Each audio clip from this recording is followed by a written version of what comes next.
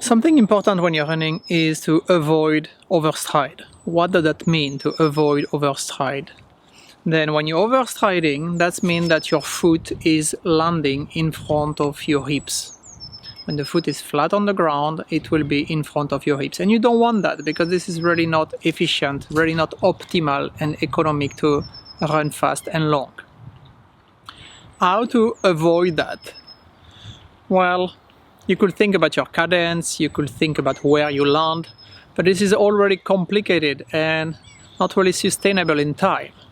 Something that you can always remember is to think about your upper body. That should be what you always think.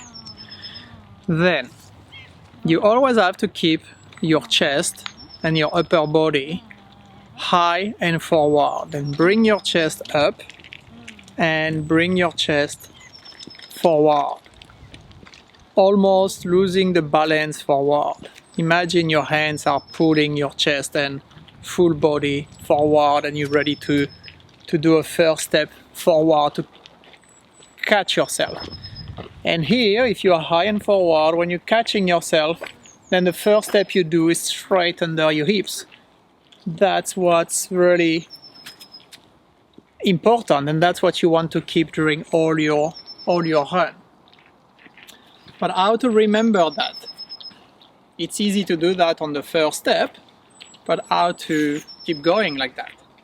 You need your muscle memory to remember this position where your upper body is compared to your feet. For that, best exercise that we recommend you is the bouncing, the skipping. Then, imagine if I'm asking you to bounce. Will you bounce with your feet in front of your hips? Like that? It's impossible. Then why do you want to walk or to run like that? Then when you're bouncing or skipping, my feet are straight under my hips. That's automatic. And consciously my feet are under my hips. Then we recommend you to do the skipping bouncing exercise a lot. That's a perfect exercise, and I want you to let your feet and your ankle absorbing your body down and up to really use the joint of the ankle. Then bouncing, and progressively bouncing more on one foot, bouncing more on the other foot just to get used. And progressively bouncing forward, leaning forward the chest first, and start running. And one really good exercise is to do this bouncing, skipping for 30 seconds, for example, or 45 seconds, let's say, and then to run for 45 seconds.